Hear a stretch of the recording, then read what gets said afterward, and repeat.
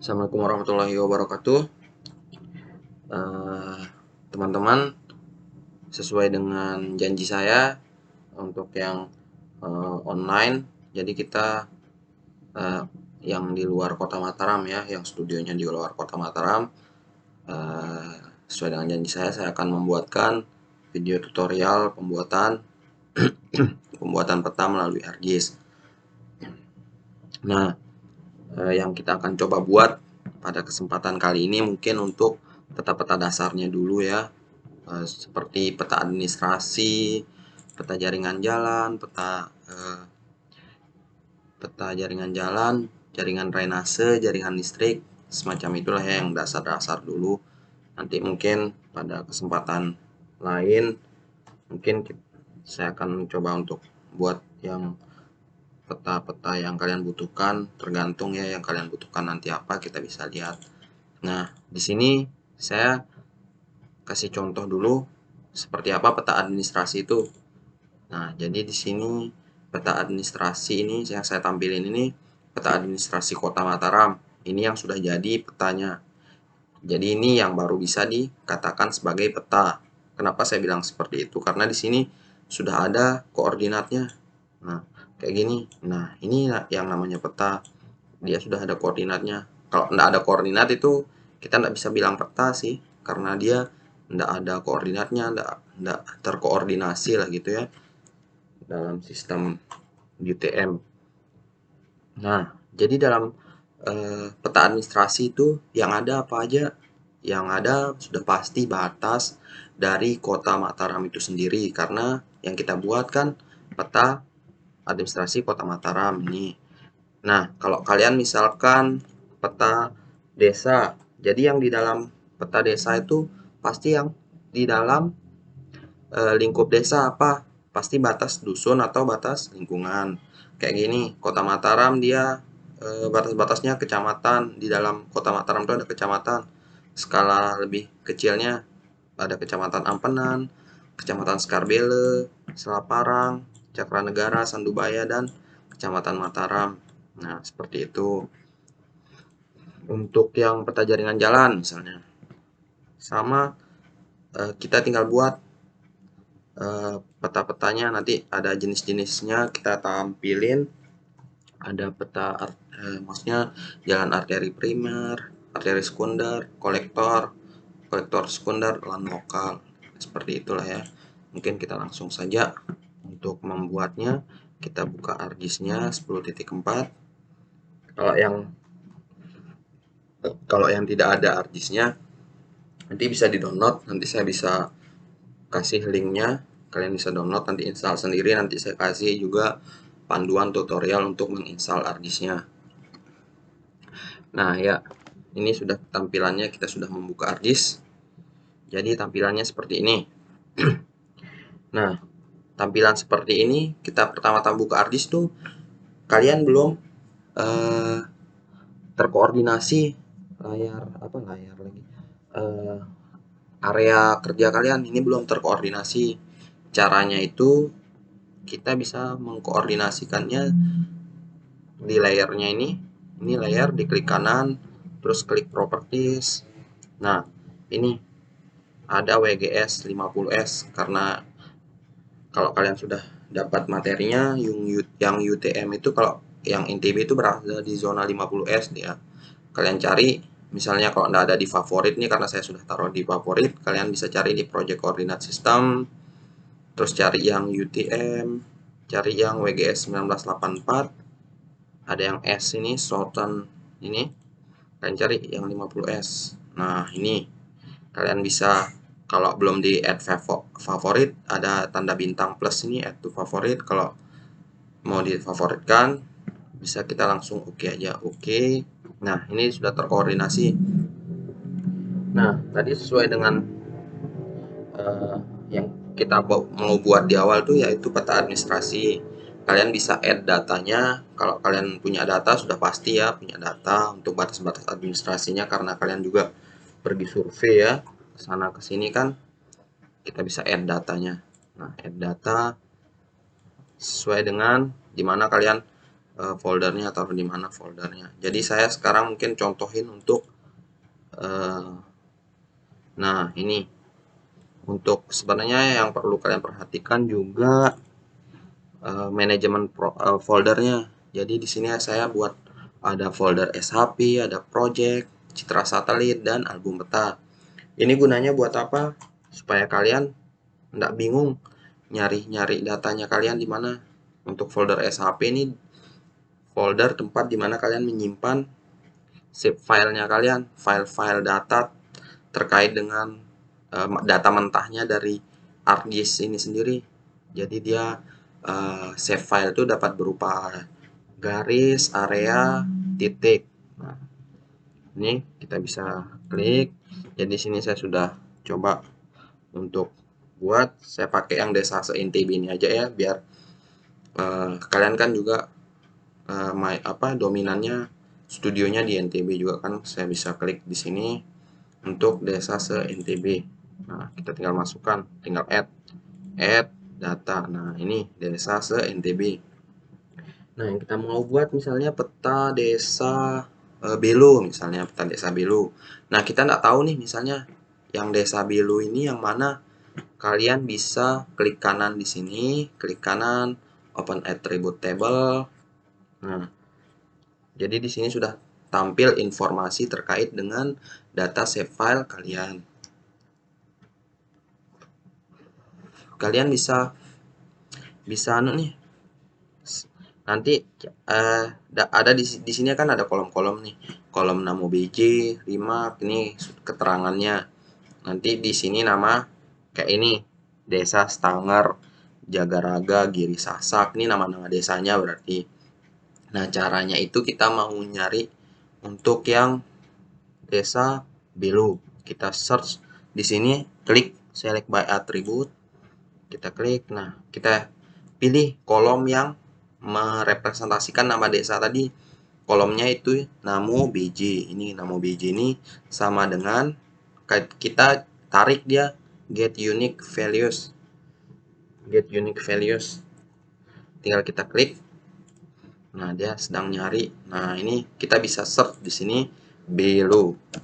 Nah, ini dia ada desa Belo. Kita klik 2 kali. Kita apply. Nah, ini dia sudah terseleksi. Yang desa Belo itu kita close saja. Nah, jadi dia warnanya itu biru dia. Nah, ini ternyata dia ada 2 yang nama desa Belo. Jadi kalian kan yang desa Belo yang studionya kalian kan yang di ini kan di Kabupaten Bima, sudah pasti bukan di sini karena ini wilayahnya Kabupaten Sumbawa Barat. Jadi dia itu yang ini. Kalian tinggal zoom in, zoom in, zoom in. Nah, ini dia desa Belo. Ini sebagai contoh aja ya. Kalau misalkan peta batas desanya bukan seperti ini, kalian bisa add nanti sesuai dengan datanya kalian. Langsung saya mau misalnya mau ekspor nih yang ngambil data batas administrasi desa Belo ini. Kalian tinggal ekspor datanya. Ekspor. Ini klik kanan. Kalian data ini ekspor data. Kalian cari mau nyimpannya di mana. Jadi kalau saya nyimpannya itu pasti di folder SHP karena dia foldernya tadi saya sudah buat SHP. Kita buat di folder desa Belo. Kita kasih nama administrasi.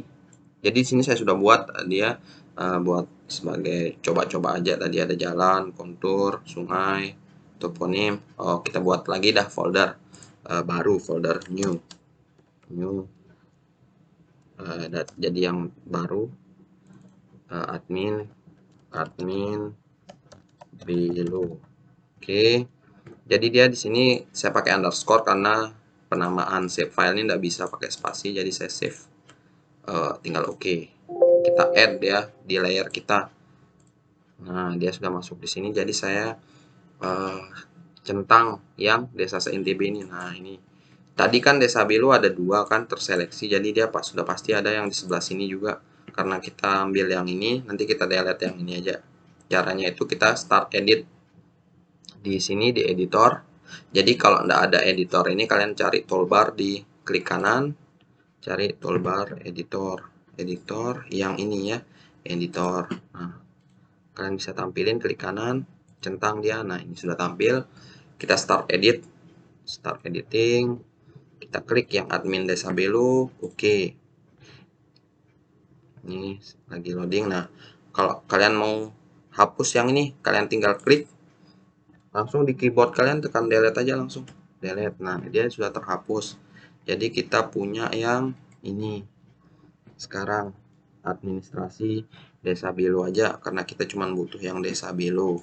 Nah, sekarang kita mau tahu buat batas administrasi lingkungannya. Nah, itu perlunya kalian survei, terus dapatkan data-data di instansi itu terkait dengan batas-batas administrasinya di wilayah kalian. Nah, sekarang saya mau buat batas lingkungan, tapi saya mau tahu kayak mau dapatin citra satelitnya, karena kita nggak mungkin kan, kita nggak tahu nih ada apa di sini, ada misalnya sungai di mana, kayak kayak kalau kalian lihat di Google Maps itu dah ya. Sekarang kita ambil data citra satelit.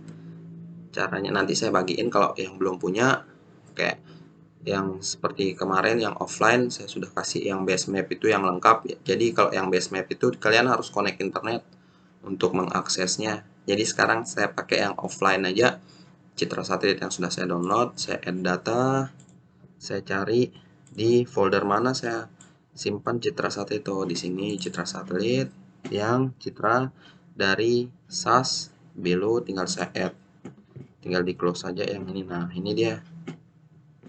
Jadi di sini, nah kemudian saya mau mengetahui yang di dalam area desa Belu ini ada apa aja. Jadi saya tinggal main di layer admin Belu ini di SAP-nya, terus ada kotak yang warna biru ini, saya klik, lalu saya no color, klik fill color ini, saya no color. Outline-nya ini saya mau perjelas, jadi saya pakai warna merah, saya tebalkan outline-nya jadi 2, oke. Nah, jadi tampilannya seperti ini. Lalu kita bisa membuat batas lingkungannya. Jadi itu perlunya kalian survei penentuan batas lingkungannya yang mana, kalian tanya wawancara kepala desanya, kepala lurahnya, apalah. Karena saya enggak tahu ini, saya coba nyontohin aja, saya buat asal aja ya untuk batas lingkungannya. Caranya itu kita masuk di katalog. Ada katalog di sini. Kalau misalkan enggak ada di sini, kalian search di editor ini, toolbar edit, bukan toolbar editor, tapi di toolbar standar. Nah, caranya itu buat nampilin toolbar standar ini, kalian klik kanan, kalian cari di bawah ada standar. Nah, ini standar yang ini, kalian centang dia, centang toolbar standar. Oke, terus ada icon katalog. Icon katalog yang ini kalian klik. Nah, karena saya sudah otomatis di sini, jadi nanti dia auto hide. Kalian bisa klik yang pin ini, auto hide ini, nanti dia auto hide sendiri, sembunyi sendiri di samping sini. Jadi kalian cari folder di mana tadi sudah kalian manajemen foldernya, folder kayak tadi saya tuh pelatihan itu. Nah, kalau misalnya kalian mau ini connect to folder, cari dia datanya di mana. Kalau saya nyimpannya itu di sini di folder pelatihan, tinggal di OK aja. Nah, oke, jadi dia sudah tampil nanti kayak gini. Tinggal klik tanda plus ini, plus SHP Desa Belu yang new ya. Nah, yang new ini tadi saya ada baru buat admin Desa Belu. Saya tambahin sekarang admin untuk batas lingkungannya. Kalian klik kanan di folder new ini, klik kanan new save file. Kalian buat namanya batas lingkungan. Oke. Baru tipenya ini perlu kalian pahami bahwa tipe-tipenya ini poin, polyline, polygon. Nah, kalau poin ini bentuknya dia titik, jadi dia gunanya fungsinya itu bisa untuk membuat persebaran sarana seperti sarana olahraga, sarana peribadatan, sarana pendidikan, perkantoran, dan lain-lain. Nah, terus ada yang polyline. Nah, polyline ini fungsinya untuk garis. Jadi, apa-apa yang merepresentasikan garis, dia mainnya di polyline seperti jaringan, jaringan jalan, jaringan transportasi, jaringan listrik, jaringan apalah gitu yang merepresentasikan garis. Nah, terus ada poligon. Poligon ini dia merepresentasikan area. Jadi area-area kawasan untuk mengetahui penggunaan lahan. Jadi membuat itulah ya. Nah, kita sekarang mau buat poligon karena batas lingkungan tuh biasanya cenderung pakai poligon area. Jadi kenapa area? Jadi nanti kalian bisa buat juga untuk menghitung luas lingkungannya. Jadi saya klik yang poligon, saya edit dia sesuai yang tadi koordinat kita di NTB itu pakai 50S, kalian klik oke. Baru di sini oke. Nah, jadi sudah tampil di sini ada batas lingkungan. Selanjutnya kita mau langsung buat nih batas lingkungannya. Kalian bisa kayak tadi start edit. Nah, ini tapi kita stop edit dulu ya. Stop edit dulu. Kita yes. Nah, selanjutnya kita start edit aja. Start edit. Nah, kita mulai klik yang batas lingkungan dan oke. Lalu kita masuk di icon create features ini. Klik. Masuk di batas lingkungan, yang layer batas lingkungan kita klik. Lalu kita mulai digitasi nih batas lingkungannya yang mana aja. Misalnya batas lingkungannya yang pertama itu kayak batas jalan nih, kita ambil ngasal ya karena saya nggak tahu kondisinya batas lingkungannya kayak gimana. Saya klik digitasi biasa aja kayak gini, klik, kalian klik, klik, klik, klik, klik. Ini ngikut jalan misalnya ini misalnya ya karena saya nggak tahu wilayahnya, misalnya kayak gini. Ini areanya lingkungan 1 misalnya. Nah, kalau sudah sampai sini kalian bisa pakai yang trase buat ngikutin garis yang ini.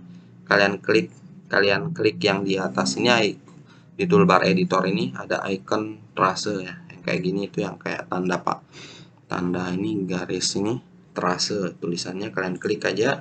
Nanti kalian klik di garis itu, di garis ini.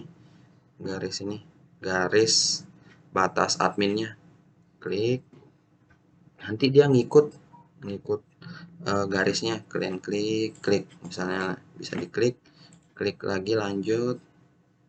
Nah, sudah selesai nih segini. Nah, kalian untuk mengakhiri mendigitasinya itu bisa diklik 2 kali, bisa ditekan F2. Ini saya tekan F2 ya, F2. Nah, ini dia selesai proses digitasi untuk batas lingkungan 1. Lanjut, kita mau digitasi batas lingkungan yang kedua. Kalian sama metodenya kayak tadi, kalian masuk di create features, kalian klik yang batas lingkungan, kalian mulai digitasi untuk batas lingkungan yang kedua. Misalnya mulai dari batas lingkungan 1, saya mau mulai, kalian klik mungkin batas jalan, kita ngikut batas jalan aja ya. Nah, sampai sini misalnya batas lingkungan 2, kalian masuk ke trase tadi tuh, trase yang ini kayak tadi tuh, klik, kalian ngikut aja, ikut garisnya, ikutin.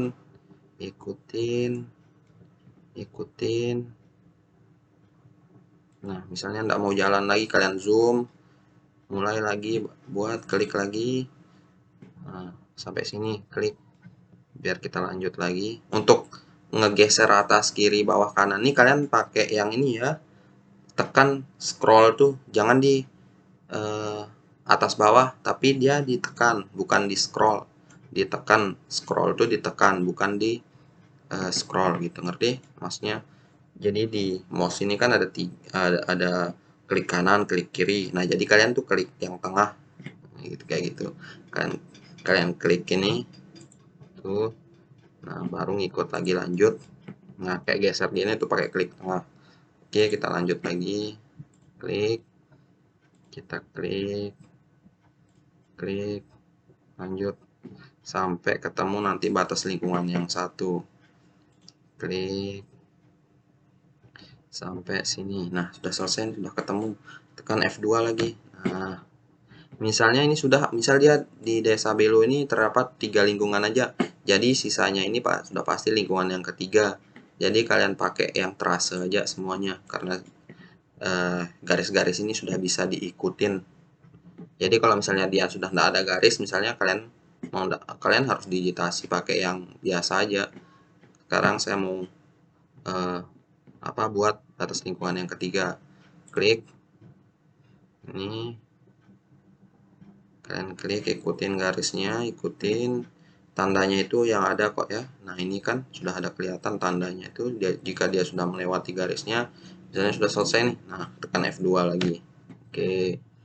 Jadi kita sudah dapat batas lingkungannya, sudah dapat datanya.